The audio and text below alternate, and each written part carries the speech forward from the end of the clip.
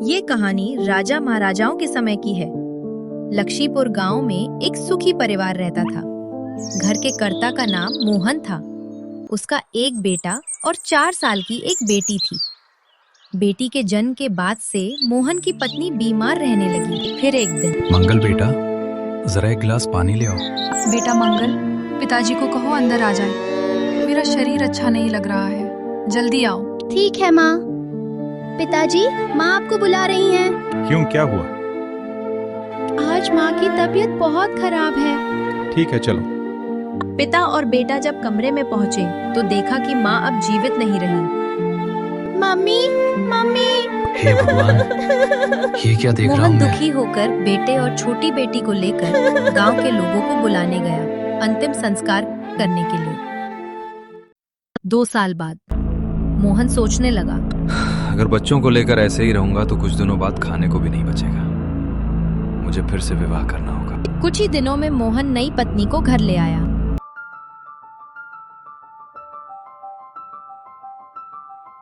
बेटा मंगल, देखो तुम्हारे लिए नई माँ लेकर आया हूं। आज से तुम लोग इन्हें माँ कहकर पुकारोगे। तुम बच्चों के खाने का इंतजाम करो, मैं बाजार से आता हूं। लो बिस्किट खाओ। अगर पिताजी पूछे तो कहना कि हमने चावल खा लिया है, नहीं तो बहुत मार पड़ेगी। उधर मोहन बाजार से देर रात घर लौटा। पति पत्नी आपस में बातें करने लगे। बेटा बड़ा हो गया है, क्या आपने उसकी पढ़ाई के बारे में सोचा है? हाँ, कल ही उसे गांव के पाठशाला में ले जाऊंगा। नहीं, गांव की पाठशाला में क्या पढ़ाई होगी? मैं कह रही थी कि एक ही बेटा है, उसे नगर में पढ़ने भेजो। ठीक है, कल सुबह ही हम नगर की पाठशाला में जाएंगे।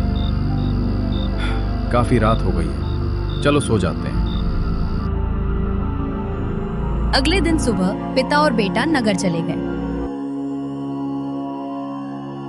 माँ, मुझे थोड़ा पानी दो। आ रही हूँ मेरी महारानी, आज तुझे बहुत अच्छे से पानी पिलाऊंगी। ये कहकर उसने पानी में एक छोटा सांप डाल दिया।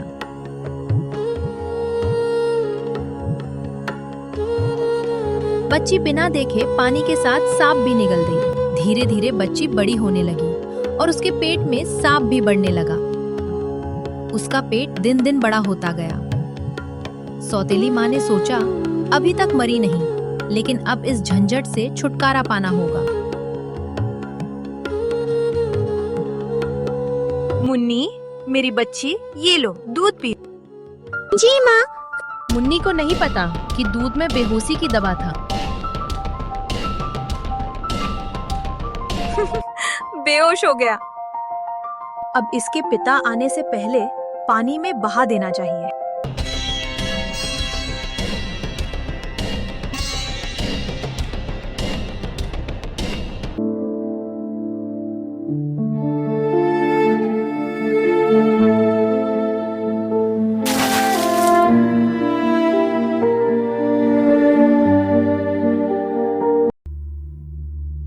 अरे, ये तो मेरी छोटी बहन है। अरे, मैं क्या देख रहा हूँ?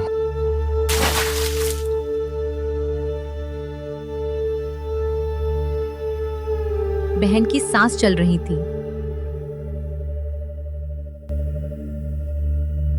वो उसे लेकर जंगल की एक कुटिया में रहने लगा। भाई ने कहा, बहन, तुम खाना बनाकर खा लेना और मेरा हिस्सा ढक कर रख देना। मैं काम से लौटकर खाऊंगा। बहन ने खाना खाकर भाई का हिस्सा ढक कर रखा, लेकिन जब भाई लौटा तो देखा कि उसका खाना गायब है। भाई ने पूछा, बहन, मेरा खाना कहाँ है? मैंने तो ढक कर रखा था, लेकिन किसी ने खा लिया। विश्वास करो, मैंने रखा था। ठीक है, मैं रात में खा लूंगा। अगले दिन भी यही हुआ। भाई ने सोचा, अब मैं इस चोर को पकड़ के रहूंगा। बहन, तुम सो जाओ। वो फिर से खाना छोड़ दिया और वो छिपकर बैठ गया। बहन गहरी नींद में गई तो उसके मुंह हे से भगवान, सांप निकल आया।